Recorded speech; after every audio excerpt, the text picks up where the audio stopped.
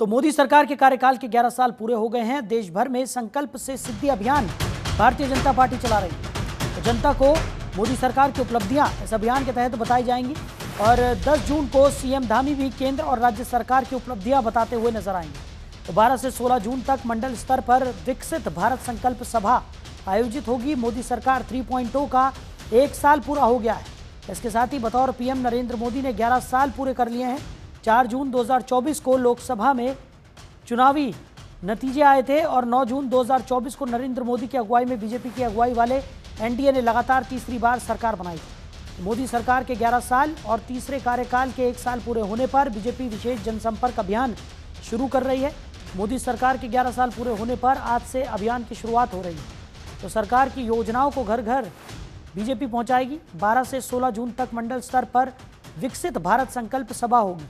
9 जुलाई तक प्रदेश भर में विभिन्न अभियान चलेंगे। 10 जून को देहरादून में सीएम धामी और 11 और 12 जून को सभी जिलों में सांसदों, मंत्रियों, विधायक और पार्टी पदाधिकारी मीडिया के माध्यम से केंद्र और राज्य सरकार की उपलब्धियां बताएंगे। खबर पर ज्यादा जानकारी के साथ हमारे सहयोगी हरीश खनेड़ा हमारे साथ जुड़ गए। हरीश, क्या कुछ निकलकर सामने आ रहा है? प्रधानमंत्री नरेंद्र मोदी के 11 साल और एनडीए 3.0 के 1 साल पूरा होने पर अब प्रदेश सरकार भी भारतीय जनता पार्टी की उपलब्धियां यहां पर जनता तक पहुंचाने जा रही है। तमाम तरीके के अभियान यहां पर चलाए जा रहे हैं, कई कार्यक्रम भी होंगे। क्या कुछ जानकारी मिल पा रही है?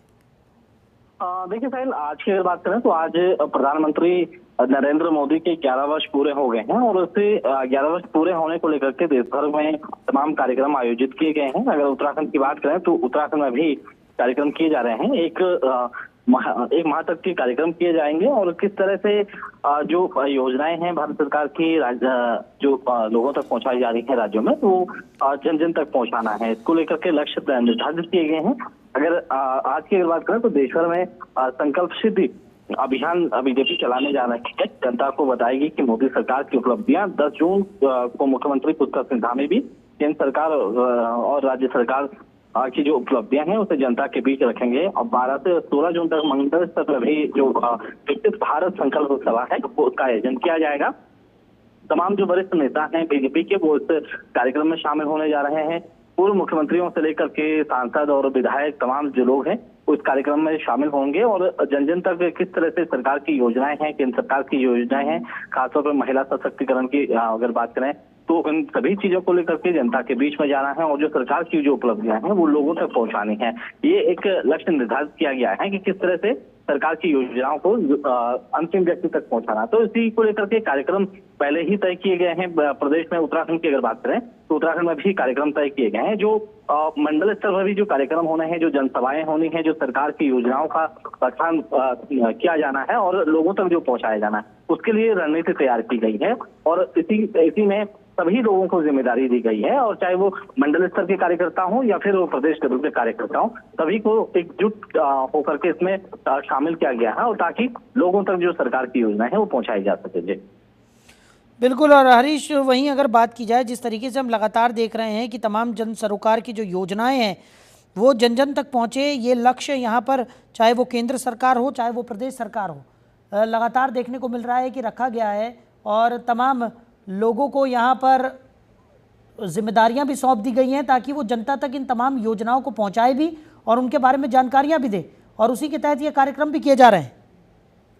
देखिए, 1 माह का ये कार्यक्रम है। 9 जून से 9 जुलाई तक का प्रदेश भर में अभियान के रूप में कार्यक्रम को चलाया जाना है और जो मंडल स्तर पर भी कार्यक्रम आयोजित किए जाने हैं। भाजपा की अगर बात करें तो घर घर तक किस तरह से सरकार की योजनाएं हैं उनको पहुंचाए जाए और जो लोग हैं उनको भी कहीं न कहीं जो सरकार की योजनाओं का जो लाभ है वो लोगों तक पहुंचाया जाए। अभियान में भाजपा जो सेवा सुशासन और गरीब कल्याण की जो योजनाएं हैं वो लक्ष्य के तहत गांव-गांव और घर घर तक लोगों तक पहुंचानी है। तो इसी को लेकर के जो कार्यक्रम है वो आयोजित किए जा रहे हैं। 10 जून को मुख्यमंत्री पुष्कर सिंह धामी भी इस कार्यक्रम में शामिल होंगे और 11 और 12 जून को सभी जिलों में जो सांसद हैं, मंत्री हैं, विधायक हैं, पार्टी के पदाधिकारी हैं, मीडिया के माध्यम से जो केंद्र और राज्य सरकार की जो उपलब्धियां हैं वो एक पत्रकार जो वार्ता होगी उसके माध्यम से लोगों तक पहुंचाने का भी इसमें कार्यक्रम रखा गया है। बड़ा भव्य तरीके से प्रदेश भर में कार्यक्रम किया जाना है, देश भर में कार्यक्रम किया जाना है। सभी जो लोग हैं बीजेपी के जो पदाधिकारी हैं उनको जिम्मेदारियां दी गई हैं। और जैसे मैंने बताया कि मंडल स्तर से लेकर के जिला 10 तक और प्रदेश स्तर से लेकर के देश स्तर तक ये जो कार्यक्रम है वो आयोजित किया जा रहा है। चलिए हरीश, आप बने रहिए हमारे साथ, आगे भी आपसे हम जानकारी लेंगे। तो वहीं हर विकास खंड में लखपति दीदी प्रतियोगिता होगी और साल 2025 में 1.25 लाख लखपति दीदी बनाने का लक्ष्य रखा गया। प्रदेश के 95 विकास खंड में ये प्रतियोगिता होगी। ग्राम्य विकास विभाग ने अधिकारियों को निर्देशित किया है। तो हर विकास खंड में लखपति दीदी प्रतियोगिता का आयोजन होगा। साल 2025 में 1.25 लाख लखपति दीदी बनाने का लक्ष्य रखा गया है। प्रदेश के 95 विकास खंड में ये लखपति दीदी प्रतियोगिता आयोजित होगी। तो ग्राम्य विकास विभाग ने मुख्य विकास अधिकारियों को निर्देश भी जारी कर दिए हैं। आजीविका मिशन के माध्यम से प्रदेश में 1.50 लाख से अधिक महिलाएं लखपति दीदी हैं।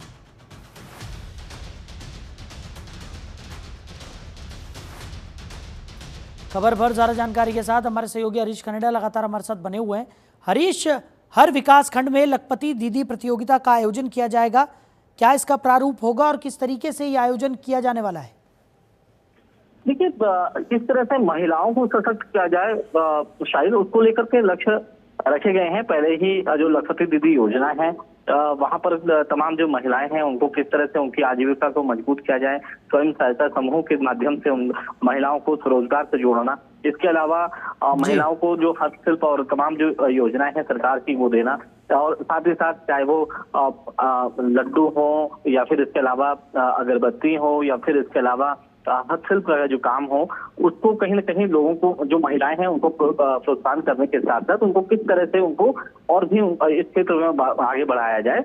और एकल महिलाओं के लिए विशेष तौर पर जो सरकार की जो योजनाएं हैं, चाहे वो सिलाई मशीन का काम हो, चाहे वो योजना जो सरकार की जो योजनाएं हैं वो उनमें सब्सिडी देने का काम हो, लगातार किया जा रहा है। किस तरह से महिलाओं को सशक्त किया जाए, ये 2025 की अगर बात करें तो 1.25 लाख की लखपति योजना बनाई यहाँ पर प्रदेश में बनाई गई है।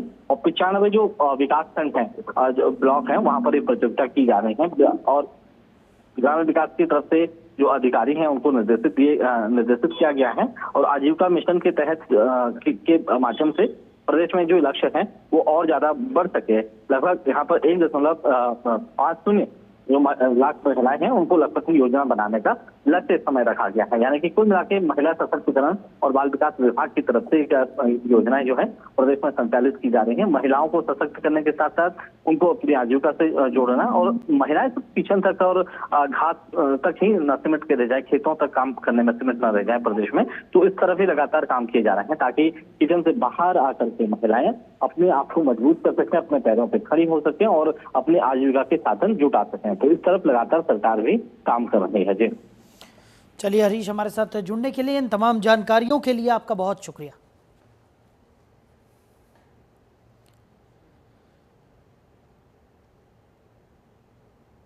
उधर सीएम धामी ने हरिद्वार के मंगलौर विधानसभा के लिब्बर हेड़ी में रोड शो किया। सीएम धामी ने खुद ट्रैक्टर चलाया। इसके बाद आयोजित धन्यवाद रैली में सीएम ने शिरकत भी की।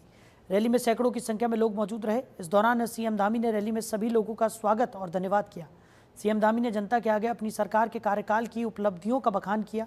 सीएम धामी ने अपने संबोधन में साफ कहा कि जीरो टॉलरेंस की सरकार में अगर कोई भी प्रदेश में भ्रष्टाचार करेगा उसे किसी भी कीमत पर छोड़ा नहीं जाएगा, चाहे कोई भी कितना बड़ा अधिकारी क्यों ना हो। सीएम धामी ने कहा कि मंगलौर विधानसभा को विकास से अछूता नहीं रहने दिया जाएगा और आने वाले 2027 के चुनाव में विकास की कमी मंगलौर इलाके में नहीं रहेगी।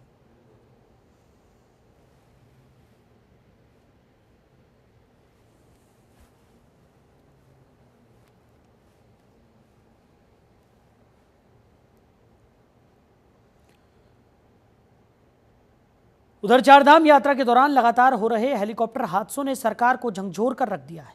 हरिद्वार पहुंचे मुख्यमंत्री पुष्कर सिंह धामी ने बड़ा बयान देते हुए कहा कि तीर्थ यात्रियों की सुरक्षा सर्वोच्च प्राथमिकता है।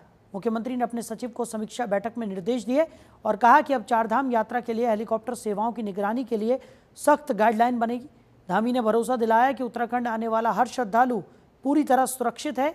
सीएम धामी ने कहा कि अभी चारधाम यात्रा की शुरुआत को 1 महीना 7 दिन हुए और अभी तक 23 लाख श्रद्धालुओं ने अलग अलग धामों के दर्शन कर लिए हैं।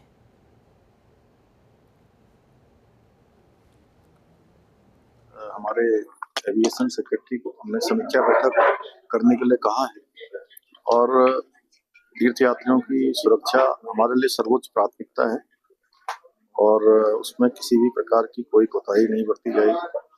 तत्काल इसकी एक गाइडलाइन बनाकर सुरक्षा के मानकों का पूरी तरह से पालन ये सुनिश्चित करवाया जाए। सभी यात्री सुरक्षित हैं और सबकी सुरक्षा ही हमारी सर्वोच्च प्राथमिकता है। 23 लाख का आंकड़ा अभी तक पूरा हो गया है। 23 लाख तीर्थयात्रियों श्रद्धालुओं ने अभी तक दर्शन कर लिए हैं और इस पर यात्रा बहुत ऐतिहासिक होगी। अभी तो 1 माह 7 दिन हुए हैं, 23 लाख आंकड़ा हो गया है, अभी पूरी यात्रा है। उधर रुद्रप्रयाग जिले में शनिवार को सेरसी बड़ासू के पास क्रिस्टल एविएशन के एक हेलीकॉप्टर को सड़क पर इमरजेंसी लैंडिंग करनी पड़ी। तो हेलीकॉप्टर में 5 यात्री सवार थे और सभी सुरक्षित हैं। तो एडीजी कानून व्यवस्था डॉक्टर वी मुरुगेशन के अनुसार गुप्तकाशी में तकनीकी खराबी के कारण हेलीकॉप्टर को आपातकालीन लैंडिंग करानी पड़ी थी। हालांकि रात को बड़ी खबर ये रही कि सभी यात्री सुरक्षित थे। वहीं इस पूरे मामले पर सीएम धामी का कहना है कि नागरिक उड्डयन विभाग के सचिव को निर्देशित किया गया है कि पूरे मामले को लेकर जल्द बैठक बुलाएं और मामले की गहनता से जांच करें। मैंने कल ही इसके लिए नागरिक उड्डयन के हमारे सचिव हैं उनको कल मैंने निर्देश दिया है कि आप तत्काल जो है इसकी एक बैठक करके इसकी समीक्षा करिए। मैंने कल ही इसके लिए नागरिक उड्डयन के हमारे सचिव हैं उनको कल मैंने निर्देश दिया है कि आप तत्काल जो है इसकी एक बैठक करके। वहीं उत्तराखंड में चारधाम यात्रा अपने चरम पर है। बारिश और बर्फबारी के बावजूद चारधाम यात्रियों में उत्साह की कोई कमी देखने को नहीं मिल रही है। देश ही नहीं बल्कि विदेशों से भी चारधाम यात्रा के लिए श्रद्धालु बड़ी संख्या में पहुंच रहे हैं। आपको बता दें कि अभी तक सबसे ज़्यादा यात्री केदारनाथ धाम पहुंचे हैं। इतना ही नहीं, 30 अप्रैल से शुरू हुई चारधाम यात्रा में अभी तक 23 लाख से ज़्यादा श्रद्धालु दर्शन कर चुके हैं। वहीं मीडिया से बातचीत करते हुए सीएम धामी ने कहा कि चारधाम में बड़ी संख्या में श्रद्धालु लगातार पहुंच रहे हैं, जिसके चलते अभी तक 23 लाख का आंकड़ा पार हो चुका है और श्रद्धालुओं की यात्रा सरल, सुगम और बेहतर हो सके, इसके लिए प्रयास भी किए जा रहे हैं। चारधाम यात्रा हमारी बहुत अच्छी चल रही है और श्रद्धालु आ रहे हैं, बड़ी संख्या में आ रहे हैं। 23 लाख के लगभग श्रद्धालुओं का आगमन अभी तक हो चुका है। एक अच्छा रिकॉर्ड बनेगा और इस वर्ष हमने यात्रा के लिए सभी प्रबंध, सभी कोऑर्डिनेशन पहले से ही व्यवस्थित किए हुए हैं, जिसके कारण से अच्छी यात्रा हो रही है। इस पर ऐतिहासिक यात्रा होगी। श्रद्धालुओं की जो सुरक्षा है उनकी यात्रा आसान हो, उनको किसी कोई परेशानी न हो, उसके लिए हम लगातार प्रयास कर रहे हैं। वहीं उत्तराखंड प्रदेश कांग्रेस कमेटी ने विधानसभा स्तर पर बूथ लेवल एजेंट की नियुक्ति प्रक्रिया को तेज कर दिया है। 30 जून तक कांग्रेस सभी बूथों में बीएलए नियुक्त करेगी। सभी जिला महानगर अध्यक्षों को बूथ लेवल एजेंट नियुक्त करने की जिम्मेदारी दी गई है। राज्य निर्वाचन आयोग के अनुसार सभी विधानसभाओं के हर बूथ पर राजनीतिक पार्टियों को बीएलए नियुक्त करने हैं। बूथ पर वोटर लिस्ट बनाने, नए मतदाता के नाम जोड़ने या हटाने में सरकारी बीएलओ की मदद की जाएगी। तो जल्द ही पार्टी की ओर से प्रभारियों को भी नियुक्ति दी जाएगी।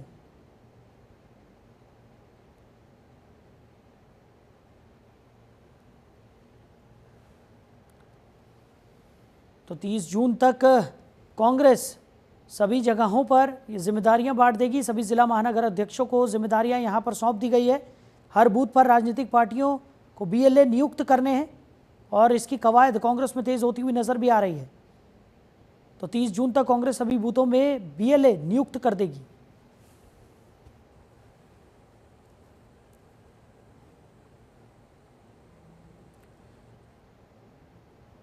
उधर बीजेपी ने अपने देहरादून स्थित प्रदेश कार्यालय को हाईटेक कार्यालय बनाने का कार्य शुरू कर दिया है। बीजेपी के प्रदेश महामंत्री की माने तो देश के अन्य राज्यों की तरह उत्तराखंड में अपनी पार्टी का प्रदेश कार्यालय नई तरीके से बनाया जाएगा, जिसमें वर्तमान कार्यालय को ही नए स्वरूप से डिजाइन कर हाईटेक बनाने का काम किया जाएगा। आपको बता दें कि बीजेपी ने पहले प्रदेश कार्यालय के लिए राजधानी में जिस जगह को चिन्हित करने का काम किया था वो विवादित भूमि थी, जिसके बाद अब बीजेपी ने पुराने कार्यालय को ही तोड़कर नए भवन बनाने का निर्णय लिया है।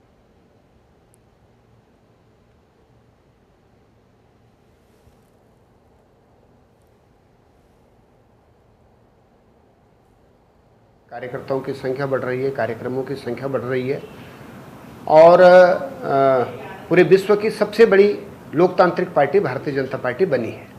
इसलिए आवश्यकताएं भी बढ़ी है, तो उसके लिए कार्यालय हम लोगों ने सभी जिला स्तर पर कार्यालय पार्टी बना रही है।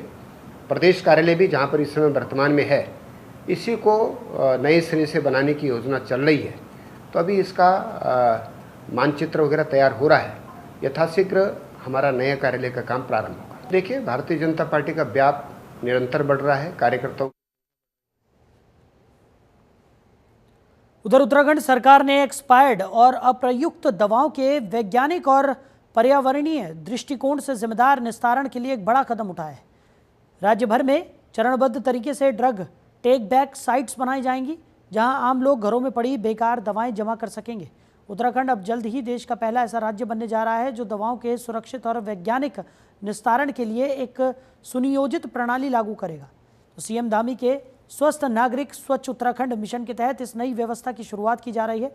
खाद्य संरक्षण और औषधि प्रशासन विभाग के अपर आयुक्त और ड्रग्स कंट्रोलर ने बताया कि राज्य सरकार, स्वास्थ्य मंत्रालय और केंद्रीय औषधि मानक नियंत्रण संगठन की गाइडलाइंस को मिलाकर एक ग्रीन हेल्थ सिस्टम मॉडल तैयार किया जा रहा है। इसके तहत एक्सपायर्ड, अप्रयुक्त या ऐसे ही घर में बेकार पड़ी दवाओं को कहीं भी फेंकने की बजाय सरकार की ओर से निर्धारित दवा केंद्रों पर जमा की जाएगी।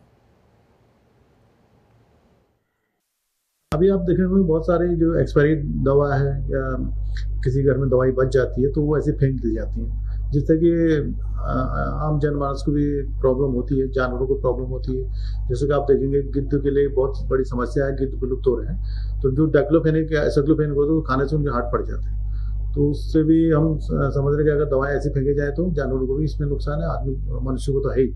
तो इसके लिए एक पॉलिसी बनाई गई है भारत सरकार के स्तर पे कि हर स्टेट में इस तरह को लागू कर दिया जाए कि जो दवाइयाँ हैं उनको एक दवा जो एक्सपायरी बैंक बना दिया जाए और वहाँ पर वो दवाइयाँ अपनी इकट्ठी करें। जो घर से भी दवाएं बच जाती हैं तो वो भी वहाँ पर करें। तो उसके लिए हम एक कमेटी हमने बना दी है। उसके तहत फिर देखते हैं कहाँ कहाँ किस किस को हमने इनको भी जोड़ा है, अपने मैन्युफैक्चरर को या सेल्स जितने भी डिस्ट्रीब्यूटर हैं उनको, कि वो जब भी दवाएं कोई इस तरह से हो तो वो उसको कलेक्ट करें।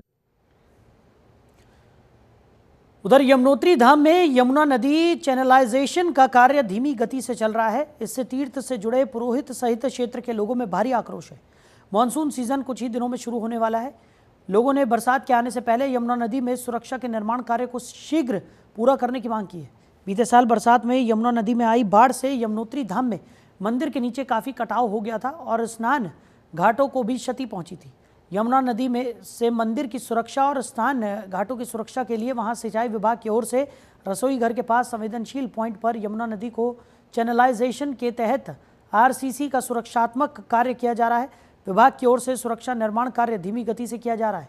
धाम के तीर्थ पुरोहित समाज और स्थानीय लोग निर्माण कार्य में गुणवत्ता के साथ ही मजदूरों की संख्या बढ़ाकर जल्द काम पूरा करवाए जाने की मांग कर रहे हैं।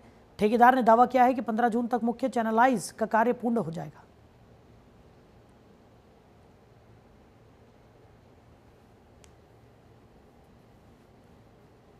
तो अभी जो है तत्काल जो है कार्य तो चल रहे हैं और फिर भी उनसे हमारी बात हुई है प्रशासन से, तो उन्होंने कहा कि सितंबर में यहाँ पर जो जेसीबी बाई रोड से आ रही है लगभग उस पे 1-1.5 महीना लगेगा। तो उन्होंने सर्वे भी कर चुका है और यहाँ पर हमको आश्वासन दिया गया कि जेसीबी के माध्यम से, मशीन के माध्यम से यहाँ कार्य होंगे। जी, सुरक्षा तो अभी जो है तत्काल जो है कार्य तो चल, मतलब इसमें जो है हमारे पास जो है पिछली बार आपदा आ गई थी, तो आपदा की वजह से क्या है कि हमारा मंदिर में पूरा मतलब सुनने में आया कि पूरा पानी भर गया था, मलबा भर गया था। तो इस बार हम ये है कि बरसात से पहले जो है थोड़ा सा इसको, ताकि पानी अंदर ना आए, तो यहाँ पे रिटेनिंग वाल बनवा रहे हैं ताकि मतलब कब तक है उम्मीद? ये हमारा जो है टारगेट है 15 जून से पहले हम इसे खत्म कर देंगे। तो अगर क्योंकि हमारा लगातार बारिश हो रही है तो थोड़ा दिक्कतें आ रही है, बारिश की वजह से यात्रा सीजन में मेटल लाने में थोड़ा दिक्कतें तो आ रही है, लेकिन 15 जून तक हमारा टारगेट है कि इसे फिनिश कर देंगे। मतलब इसमें जो है हमारे पास जो है पिछली बार आप उधर राष्ट्रीय राजमार्ग 534 पर गुमखाल और सतपुली के पास पोकलैंड मशीन के ऑपरेटर ने एक युवक की हत्या कर दी। घटना के बाद आरोपी चालक फरार बताया जा रहा है। घटना के बाद आक्रोशित लोगों ने हाईवे पर जाम लगा दिया। दूसरी ओर कोटद्वार बेस अस्पताल में भी परिजनों सहित लोगों ने हंगामा किया।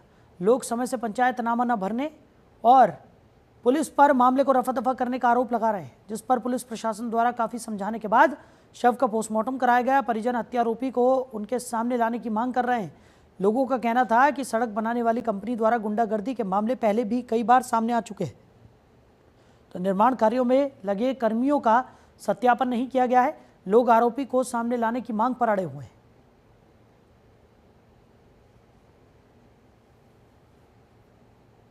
इसमें देखिए, जो भी घटना हुई है उसमें जो भी मुकदमा दर्ज करना था अपराधी के ऊपर वो दर्ज किया गया है, और जो भी इन्वेस्टिगेशन या आगे जो भी कार्रवाई है वो पुलिस की तरफ से अपना की जा रही है। ये ऐसा अगर है चालान तो किए इसको जा रहे हैं इसके, जो इसमें गाड़ी चलानी मिलती है कार्रवाई जो चल रही चेकिंग की जा रही है, और जैसा आप बता रहे हैं तो इसको थोड़ा सा और सख्ती से हम लोग करवाएंगे। चेकिंग करें।